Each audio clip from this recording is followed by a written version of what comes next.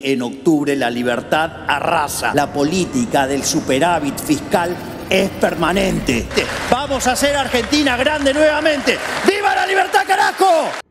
¿Qué pasa cuando el presidente que salvó tu economía está a punto de quedarse sin poder para gobernar?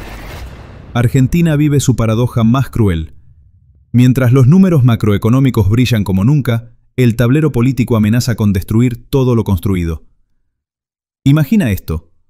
Tienes un médico genial, que diagnosticó perfectamente tu enfermedad y te dio el tratamiento correcto. Estás mejorando. Los análisis dan bien. Pero de repente el hospital decide quitarle la licencia. Eso es exactamente lo que está pasando en Argentina. Hoy te explico por qué Javier Milei podría convertirse en el presidente más exitoso y más impotente de la historia argentina. Y créeme, las implicaciones van mucho más allá de Buenos Aires. Contextualización profunda. Para entender esta locura, necesitamos retroceder un poco. Cuando Milei asumió la presidencia en diciembre de 2023, Argentina era un paciente en terapia intensiva. La inflación mensual superaba el 20%. El Banco Central tenía reservas negativas. Sí, negativas. Debían más dólares de los que tenían. Y el peso argentino valía menos que el papel en el que se imprimía. Los argentinos vivían en una economía de guerra. Cambiar precios 3 veces al día era normal. Los supermercados parecían casas de cambio clandestinas. La gente compraba dólares no para invertir, sino para sobrevivir. Era el sálvese quien pueda económico. Pero entonces llegó este economista libertario con su discurso de motosierra. Mercados libres y destrucción del Estado. Y contra todo pronóstico, contra toda la historia argentina de fracasos, comenzó a funcionar. Pero aquí viene el problema. En política, tener razón no es suficiente. Necesitas poder para implementar tus ideas. Y Milei está descubriendo que el poder en Argentina no se gana solo con buenos números. La victoria económica. El milagro que nadie esperaba. Empecemos por las buenas noticias, porque créeme, son impresionantes. Y no lo digo yo, lo dicen los números fríos y duros. Cuando Milei asumió, la inflación argentina era como un dragón descontrolado. Diciembre de 2023, 25,5% mensual. Los argentinos veían cómo sus sueldos se evaporaban antes de cobrarlos. Pero entonces vino el shock. Milei hizo lo impensable. Cortó la emisión monetaria. De un día para otro, la maquinita de billetes se detuvo. El resultado, la inflación comenzó a caer como una piedra. Enero, 20,6%. Febrero, 13,2%. Marzo, 11%. Para mayo de 2024, Argentina registró una inflación del 4,2% mensual. Y ojo, esto no es magia. Es economía básica. Si no imprimes dinero sin respaldo, los precios dejan de subir como locos. Pero Milei no se detuvo ahí. Su obsesión era el déficit fiscal, ese cáncer que corroía las finanzas argentinas desde hacía décadas. Argentina gastaba sistemáticamente más de lo que recaudaba, y la diferencia la cubría imprimiendo pesos. ¿Qué hizo? Aplicó la motosierra prometida. Ministerios enteros desaparecieron. La Secretaría de la Mujer, el Ministerio de Obras Públicas, cientos de organismos que nadie sabía para qué servían. Los empleados públicos que cobraban sin trabajar, los famosos ñoquis, comenzaron a temblar. Los subsidios, esa droga argentina, se cortaron brutalmente. La energía, el transporte, el gas, todo comenzó a costar lo que realmente valía. Sí, dolió. Los argentinos gritaron, pero por primera vez en décadas el Estado argentino gastaba menos de lo que ingresaba. La apertura del cepo, libertad para el peso. Luego vino el momento más arriesgado, abrir el cepo cambiario. Durante años, Argentina vivió con un sistema de tipos de cambio múltiples que era más complejo que la física cuántica.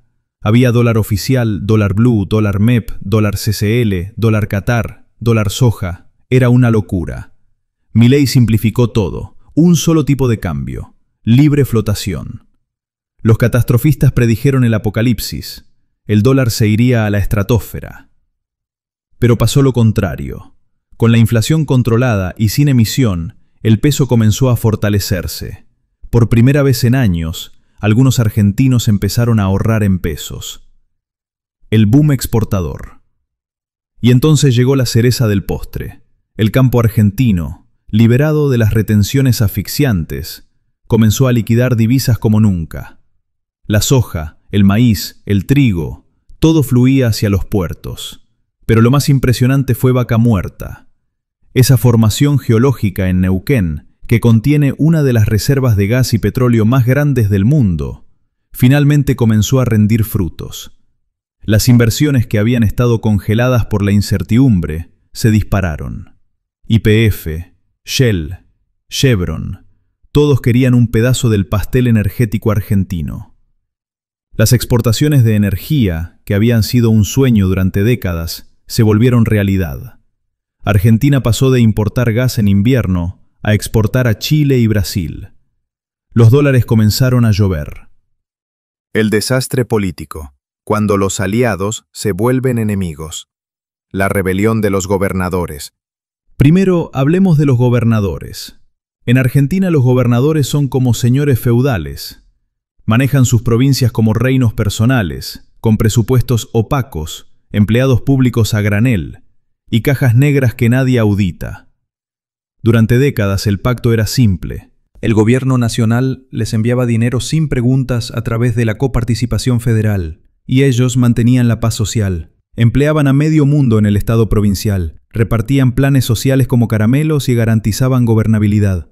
Milei rompió ese pacto. No más transferencias discrecionales. Las provincias tendrían que vivir con lo que recaudaban, y ahí comenzó la guerra. Gobernadores que habían sido aliados en la campaña comenzaron a mostrar los dientes. El de Córdoba, que había coqueteado con las ideas libertarias, de repente redescubrió su amor por el gasto público. El de Mendoza, supuestamente promercado, comenzó a hablar de la insensibilidad social del gobierno nacional. Pero el golpe más duro vino de Santa Fe. En Rosario, la segunda ciudad del país, el peronismo ganó elecciones locales por primera vez en décadas. ¿Cómo? Simple. Prometieron volver a los subsidios, al empleo público, a la Argentina del pasado, y la gente, cansada del ajuste, les creyó. La fragmentación del espacio libertario. Pero los enemigos externos eran solo parte del problema. Dentro del propio espacio libertario comenzaron las fisuras. Y en el medio, Milei, tratando de mantener unido un espacio político que había nacido más del rechazo al sistema que de convicciones compartidas. Los outsiders que lo habían acompañado en la aventura presidencial comenzaron a descubrir que Twitter no era el Congreso, que los likes no se traducían en votos, que gobernar requería más que gritar «¡Viva la libertad, carajo!». El Congreso, el cementerio de las reformas. Pero el verdadero campo de batalla era el Congreso. Ahí, en ese edificio neoclásico de Buenos Aires, se decidía el destino de cada reforma. Y Milei estaba en inferioridad numérica extrema. La Libertad Avanza tenía apenas 38 diputados de 257. En el Senado la situación era peor, 7 de 72. Cada proyecto de ley era una batalla campal. Los diputados y senadores, muchos con décadas de experiencia en el arte de la rosca política, olieron sangre. Comenzó el juego del desgaste. Cada proyecto se cajoneaba, se modificaba, se desvirtuaba. La oposición, unida solo en su deseo de ver fracasar a Milei, bloqueaba sistemáticamente las iniciativas del Ejecutivo. La ley Ómnibus, ese paquete de reformas estructurales que Milei necesitaba para profundizar el cambio, se convirtió en un campo de batalla. Artículo por artículo, coma por coma, los opositores la desarmaron. Lo que había entrado como un tigre salió como un gatito. Y no podemos olvidar el frente mediático. Los grandes medios argentinos, acostumbrados a vivir de la pauta oficial, vieron cómo ese grifo se cerraba.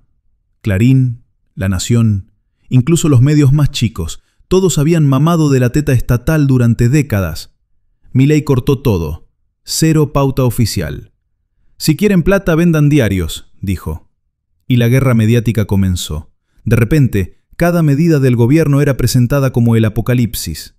Cada ajuste era insensible, cada reforma era brutal. Los periodistas, acostumbrados a vivir como cortesanos del poder, se convirtieron en opositores feroces. Las tapas de los diarios parecían partes de guerra, los noticieros velatorios permanentes. La batalla cultural que Milei había prometido dar se convirtió en una guerra de trincheras. Los actores del drama. ¿Quién es quién en este ajedrez? Para entender realmente este drama, necesitamos conocer a los protagonistas. Porque en Argentina, las personalidades importan tanto como las ideas. Javier Milei, el outsider que no quiere dejar de serlo. Milei no es un político tradicional, y ese es tanto su superpoder como su kriptonita. Economista de formación, showman por elección, llegó al poder prometiendo destruir el sistema desde adentro. Su problema, el sistema se defiende. Su estilo confrontativo que lo llevó a la presidencia ahora le juega en contra. Cada insulto a la casta política es un voto menos en el Congreso. Cada exabrupto es un gobernador que se aleja. Pero cambiar significaría traicionar a quienes lo votaron justamente por ser diferente. Cristina Kirchner, la eterna jugadora. Desde las sombras, o no tan sombras, Cristina maneja los hilos del peronismo. Condenada por corrupción, pero aún libre, sigue siendo la jefa espiritual del movimiento. Y tiene un plan: dejar que Milei se desgaste, que el ajuste duela, que la gente se canse. Entonces volverá como la salvadora. Su estrategia es simple pero efectiva. No oponerse frontalmente a las medidas económicas, sabe que son necesarias, pero sí al estilo, a las formas, a la crueldad del ajuste. Es el juego largo del peronismo. Dejar que otros hagan el trabajo sucio para después volver como los buenos de la película. Mauricio Macri, el aliado incómodo. Macri, expresidente y líder del PRO, juega su propio juego. Apoya a Milei porque necesita que el modelo económico funcione. Es similar al que él intentó implementar, pero también compite por el mismo electorado. Su dilema es existencial. Si Milei fracasa, el PRO podría capitalizar el descontento del centro-derecha, pero si fracasa demasiado, vuelve el kirchnerismo y todos pierden. Es un equilibrio imposible que lo tiene paralizado. Los gobernadores del interior, los señores feudales. Tipos como Insfrán en Formosa, que gobierna hace 30 años, o Schiaretti en Córdoba, con su propia fuerza provincial. Son políticos de la vieja escuela que entienden una sola cosa: el poder territorial. Para ellos Milei es una anomalía temporal. Han visto pasar presidentes, crisis, default. Sobrevivieron a todo. ¿Por qué este economista loco sería diferente? Su apuesta es simple: resistir hasta que Buenos Aires se canse de jugar a la revolución. Los mercados, el juez silencioso. Y por último, pero no menos importante, están los mercados. Esos entes abstractos pero poderosos que deciden el destino de las economías. Por ahora, aplauden a Milei. Los bonos argentinos subieron, el riesgo país bajó, las acciones argentinas son las estrellas de Wall Street. Pero los mercados son volubles. Si huelen debilidad política, si ven que las reformas se estancan, si perciben que el péndulo puede volver al populismo, huirán como ratas de un barco que se hunde. Y cuando los mercados huyen de Argentina, ya sabemos cómo termina la película. Los escenarios futuros. ¿Qué puede pasar? Ahora viene la parte más interesante. ¿Qué puede pasar? Porque en Argentina el futuro nunca es lineal. Analicemos los escenarios posibles. Escenario 1. La victoria electoral y la consolidación. El mejor caso para Milei sería arrasar en las elecciones legislativas de octubre. Si La Libertad Avanza obtiene una victoria contundente, todo cambia.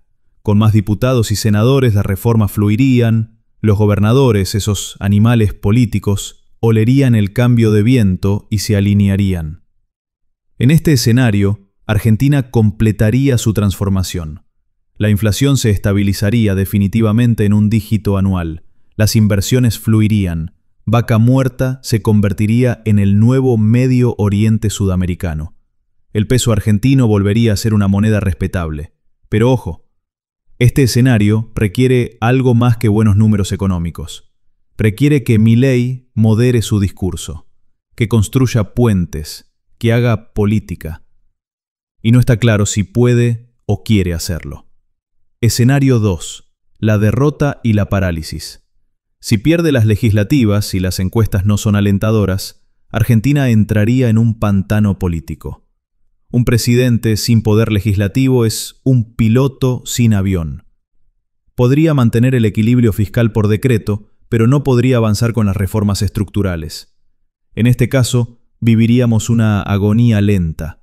La economía se estancaría, los inversores esperarían, la oposición bloquearía todo esperando el 2027. Sería el síndrome del pato rengo multiplicado por 1000. Lo peor, el peronismo comenzaría a reorganizarse, prometerían volver a los subsidios, al gasto público, a la Argentina generosa, y una población cansada del ajuste podría creerles. Escenario 3. El pacto pragmático. Hay un tercer camino, menos probable pero no imposible. Milei podría tragarse su orgullo y negociar. Un pacto con los gobernadores razonables, una alianza con el PRO de Macri, ceder en algunas cosas para ganar en otras. Significaría moderar el ajuste, ralentizar algunas reformas, compartir poder. No sería la revolución libertaria pura, pero sería un cambio sostenible. Argentina no se convertiría en Singapur, pero tampoco volvería a ser Venezuela. El problema, esto requeriría que Milei deje de ser Milei, que el león se vuelva zorro, que el outsider aprenda a jugar el juego que prometió destruir. Escenario 4. La crisis terminal. Y está el escenario que nadie quiere nombrar, pero todos temen.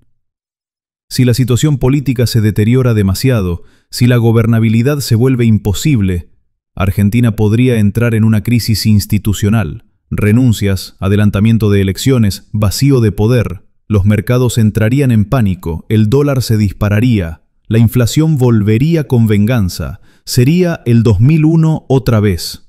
En este caso, no solo caería Milei, caería la esperanza de cambio. Argentina volvería al ciclo eterno de crisis y mediocridad. Y esta vez, quizás, sin retorno. Argentina está viviendo su enésima encrucijada histórica, pero esta vez es diferente. Esta vez el experimento es más radical, las apuestas más altas, las consecuencias más definitivas. Milei demostró que se puede combatir la inflación, pero también está quedando claro que en democracia la razón económica no es suficiente. Necesitas algo más que gritos y motosierras. La pregunta es, ¿Milei puede mantener sus principios económicos mientras aprende el arte de la política? Lo que está en juego no es solo el futuro de un gobierno, es el futuro de 45 millones de argentinos que están cansados de vivir en crisis permanente. ¿Qué creen ustedes?